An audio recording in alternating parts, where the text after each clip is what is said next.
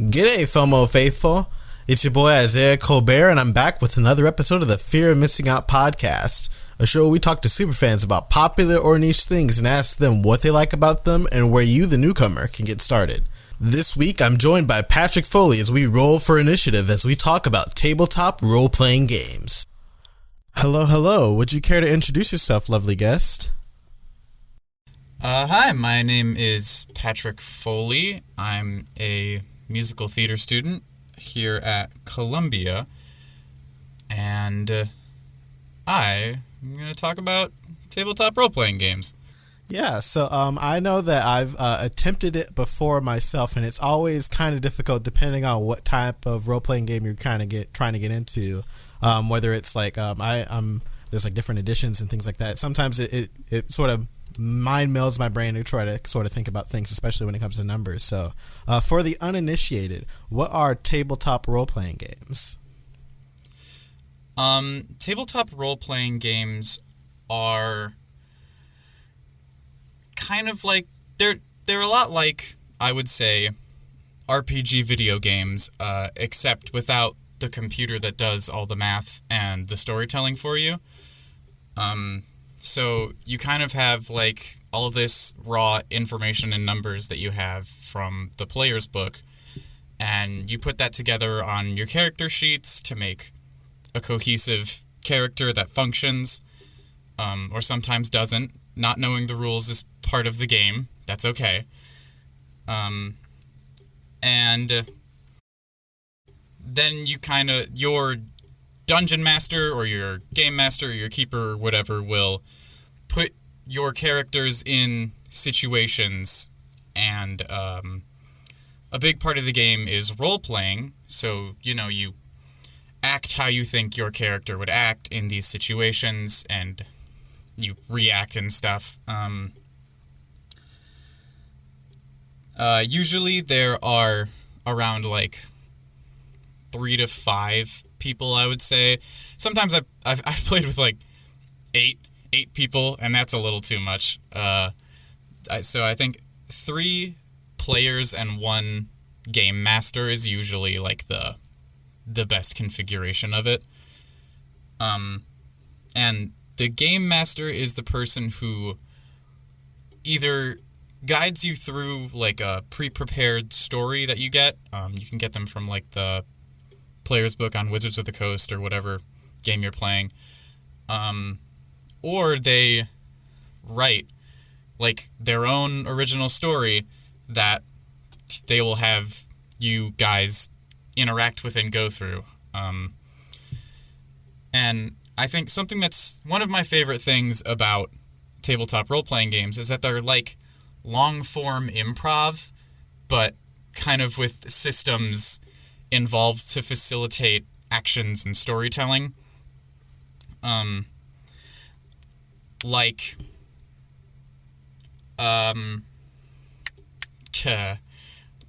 So basically, whenever you want your character to do something, you have to pretty much roll a dice. Depending on what game you're playing, it could be a bunch of different things, but usually it's a d20, which is like a dodecahedron. I don't know what it's called. A very many-sided die. And the number that you get, you either do the thing or you don't do the thing. Sometimes there's like levels. I think in base Dungeons and Dragons, it's either there's a difficulty content for whatever you're doing, and the DM picks a number, and if you hit that number, you're good. You tie your shoes or whatever. And if you don't hit that number, then you don't. But I think something that I like to do is I put ranges in. So it's like, I'm going to tie my shoes. Like, oh, if you get a 15 to a 20, you tie them really well. If you get like a 10 to a 5, you tie half of it or something. I don't know how you would tie half your shoes, but whatever. We've all been there. We've all been there. We've all been on the half loop. Mm-mm. And so one thing that you mentioned was a character sheet, and I know that for me, at least for my experience with it, sometimes these things get kind of dense. So can you sort of explain what's sort of found on a character sheet and like how the numbers kind of matter there? So on character sheets, there's like your name, your 6 core stats, which I'm probably just going to describe a Dungeons & Dragons one. A lot of other character sheets can get a lot wilder. There's your 6 core stats, which would be strength, dexterity, constitution, intelligence, wisdom, and charisma. And those stats give you an indication of how well your character can do things in those fields. Like if you have a lot of charisma, you can lie to people really well. If you have a lot of strength, you can run really fast and stuff like that.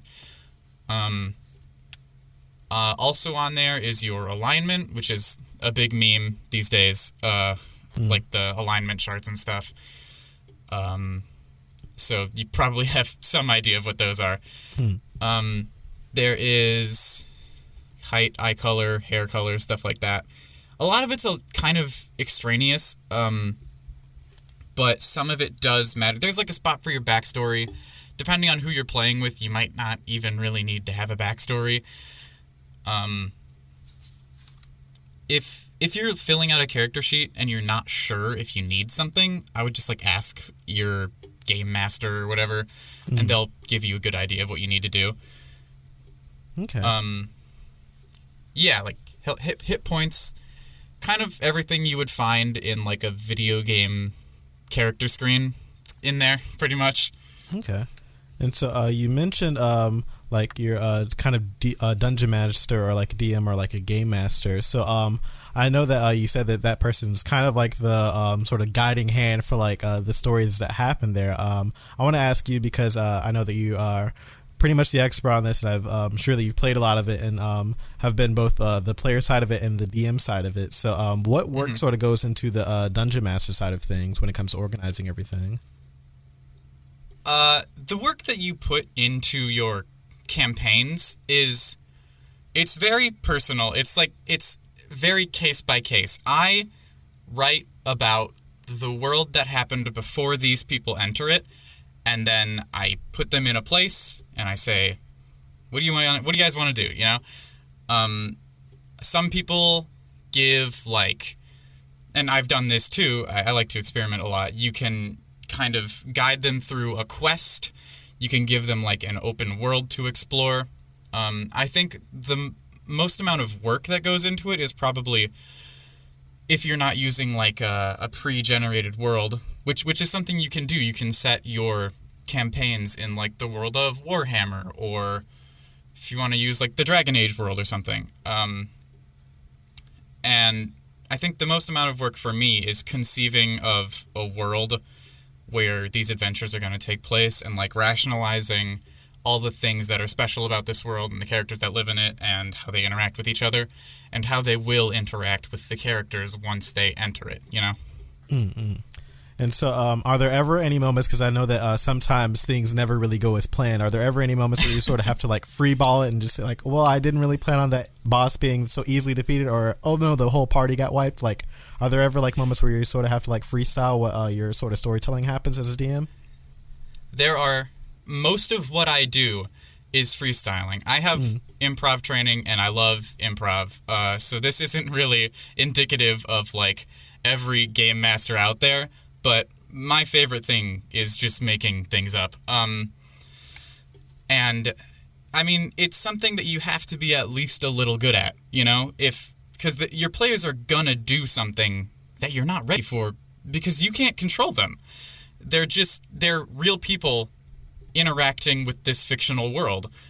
And it's not a video game. You can't put up invisible walls to stop them. You can try, but sometimes it's weird to do that. You can be like, oh, well, if you leave here, then you're going to take damage. But sometimes people will just run straight through it, you know? Like, they don't care. They're going to get through that wall. That's what they want to do. And it's something you're going to run into. Like, I was recently playing a game where our entire party got killed. And you have to sit down and have an actual conversation with your players and be like, so everyone died. What do we want to do now? You know, and you kind of like get a consensus. Do people want to keep going? Do they want to like make new characters, or do they want to just start a whole world over, you know? And so another thing I wanted to ask you, I know that we've kind of front-loaded this episode a little bit just by explaining what D&D is, and I feel like that's super necessary because this is kind of a dense subject to kind of sort of talk to. It is. Or talk about. So I wanted to sort of loop back a little bit, and I wanted to ask you what sort of put you onto D&D? Like, what was your sort of introduction to it? When I was in high school, I'm kind of weird. When I was in high school, my big brother and his friends were like, hey, do you want to play a game with us? And I was like, yeah, I love video games. What you got? And then they handed me a piece of paper, and I was like, well, this isn't video games. And I had to learn the rules to it. And I really liked it. I don't think I was very good at it when I was 14, but I really liked it. And then I started playing with my friends a little bit. And after, I think, my sophomore year, I just stopped cold turkey. I think, like, the friends I played with graduated or something, and I stopped. But then, when I was in college, when I was in community college, I met some people who were like, hey, do you want to play Dungeons & Dragons with us? And I was like, yeah, that actually sounds like really fun. I haven't played Dungeons & Dragons in 5 years. And I got back into it. I started being a player, and then after a little bit, I was like, man, whenever I'm a player, I think about what I could have done as a DM. I'm so comparative in my life. I'm like, man, they did this thing as a GM, and instantly, every time, I'm like, I would have done this. I would have done this, and it would have been cooler. Because I'm awful. And I was like, well, why don't I? Why don't I just do that? So I started being a GM a little bit more. Okay. And I know that something that's sort of common, and I think like is a bit of a meme when it comes to people who play D&D, is that oftentimes whenever they are making their own characters like OCs for D&D, sometimes those characters sort of like leech off of the personalities from the players themselves. So I wanted to ask you, and when you sort of come up with a character, how much of it do you sort of like make it yourself that's within the character, and how much of it is just you sort of just acting as you're role-playing for the game? It's a very easy thing to do when you're starting out and you're making a character, to be like, I want this character to be really cool, you know? I want this character to be really great and cool, and when you think of cool, like, at least a couple of the personality traits are going to be your own, and like a couple of the things you like about yourself. And it usually, on your first try, it evolves into basically you, but with magic powers, you know? Kind of like your Mary Sue character or whatever. I think I definitely did that like a couple times, but the more you play the game, the more you realize that a character who's good at everything isn't super interesting in these games, because then things just kind of happen and nothing can stop you.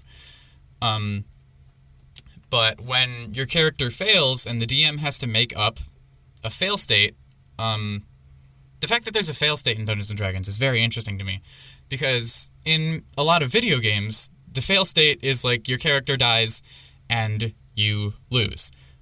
And that's it. You respawn, you know? But in Dungeons & Dragons, you make a mistake and you get imprisoned by the goblins or whatever. You have to deal with that. I just think that characters who aren't good at everything are a lot more interesting than ones who are. And I think recently, whenever I make characters, I'm trying to make them a lot less like myself, like consciously, so that I can... a lot of what I like about Dungeons & Dragons is that it's kind of an acting exercise. As a musical theater major, that's a big draw for me, and trying to play different kinds of characters is very interesting to me. And so one other thing I want to ask, because I know that for some people who want to get into D&D, the one sort of looming question or like looming worry is the like time sink that goes into how long sort of sessions or campaigns can go. I know from a personal experience, there was a time where I had a session over with my friends back when Zoom wasn't the thing, but Skype was, and we had to deal with the qualities that go with Skype calls and doing like an online version of D&D. And sometimes those sessions can go for like 4 or 5 hours, and by that time I'm kind of spit, and I'm just like, I'm not really role playing anymore. I'm just like, we're just kind of talking at that point. So when it comes to D&D, when it comes to the time sink, how long are would you say is kind of like a good session so that people aren't kind of burnt out with playing, and like what kind of sort of like time frame would you kind of like set for yourself in your own campaigns? When I play with people in person, it goes longer than when I do it online. When I have like a Zoom meeting with my friends to record our show, whatever, our podcast or D&D podcast or whatever, that goes for like an hour because we all get Zoom fatigue very quickly. And we're all like, hey, we need to stop right now because I'm about to fall over in my closet where I record or whatever, you know? And when I do it in person, I think the energy comes a lot more naturally. So it doesn't take as much out of you. And you can go for longer. I think usually I do 3 hours. 3 hours. I usually do 3 hours when I do it in person. And I think 1 hour for online. But there are going to be times when your friends, your party, they just can't get together. Like, scheduling conflicts happen all the time, and that's okay. Okay. And so one other thing that I wanted to ask you, since we're talking about just sort of like the sort of bare bones about D&D, I wanted to sort of get into a little bit more of the personal. So I wanted to ask you, what's your sort of like favorite moment that's ever happened during a campaign for you in D&D? I know that at least for me, the one time that I managed to, my friends actually managed to get me to play. There was one moment where my friend, some spell thing happened and there was like a body switching that happened between characters. And so it went on for a little bit longer than I was kind of like patient for it, because it was by that like we're at like 4 hour kind of mark, and like my level 2 enjoyment and play timers kind of like leaning towards the other way a little bit. Yeah. But it was very funny to sort of see my friends try to act like how my friends would act portraying this character for a bit. Yeah. So I wanted to ask you, what's like your kind of like highlight, like favorite D&D moment that you've ever kind of experienced? So pretty recently I was doing like a Dungeons and Dragons game, and our DM gave us a couple of magical items at the beginning. And one of them was a deck of many things, which is a deck of cards, and you can pull a card once every hour to make some wild, stupid, crazy magical effect happen. And like some of them are good, and some of them are catastrophically bad. And my friend had the deck, and he was like, oh, well, if I draw the right card, I'll get enough experience from this fight to level up, and that'll be cool for me. And he drew the card, and then he vanished. Or, no, he didn't vanish. I'm sorry. His soul left his body. His soul left his body and was contained. Yeah, that's entirely different. Yeah, that's not even close. His soul left his body and was contained somewhere that we didn't know. And when I found his soulless body, I just took the deck of cards. Because why wouldn't I? I took the deck of cards, and I started drawing a card every hour. And only one bad thing happened to me, and it wasn't even immediate. It was that a demon spawned and would roam the land searching for me until it killed me. But in the meantime, I leveled up twice. I got a pair of wings, and I got to cast like one of the best spells in the game. And every time I drew a card, my friend got so mad at me because that was supposed to be his deck, but he just wasn't there anymore. Yeah, you had to roll that monkey's paw and min-max your stats. It was for the good of the party. It was for everyone, not just me. So one other thing I wanted to ask you is, because I know that D&D, or like the aspect of tabletop RPGs, has gotten really popular, especially with sort of the likes of the voice actors over at Critical Role, who are sort of doing many campaigns and live streaming it on Twitch. And I wanted to ask you, what is this kind of like? It's not really a resurgence, mostly. It's kind of just more of a popularity or a more permeation of D&D. So I wanted to ask you, what is this sort of period with this kind of popularity with D&D? What does that mean for you? I think it was kind of inevitable with how fast nerd culture was rising, like around 2015, you know, that a show would capture the magic necessary to make it like appeal to a wider audience. And Critical Role, does that with the help of Vin Diesel, or I don't watch Critical Role. I watch The Adventure Zone. Vin Diesel or whoever they have on there every once in a while, and Matt Mercer. He's a prolific anime voice actor. What was the question? Oh, I was going to ask, what is this sort of resurgence? What does it mean for you, or okay. How does it sort of resonate with you? Sorry. For me, it means that I tried to start a podcast, and I don't know if it's working yet, but whatever. And it also means that there's a lot more kind of information out there. There's a lot more people making content for Dungeons and Dragons and stuff, out on the internet for free. There's a Dungeons and Dragons wiki where people can just put anything on there, and they'll make classes and stories and characters. I'm sorry, I just burped. That was gross. And you can just look at it all, and you can use it to enhance your stories, your characters, your classes, and stuff. And I think that's probably the biggest impact that it's had on me. It's very cool that everyone likes it now. But I still don't tell a lot of people about it. All right, I follow you. And so I know that a lot of this, even especially with this podcast, a lot of it is still a little intimidating to get into, because I know, for me, and for instance, if I see anything that's a lot of pages and a lot of information to take in, my brain just turn off whenever that confrontation happens. I take freeze, I guess, when it comes to fight or flight, when it comes to that. Yeah. So what are some tips and tricks or pieces of advice that you would have for people who want to get into tabletop RPGs? I think a very big thing, for your fight or flight, I choose freeze thing, is just look at what you need. Just look at your character sheet and find what you need, and then get out. Because if you sit there and read the player's guide for too long, you'll go insane. There's too much.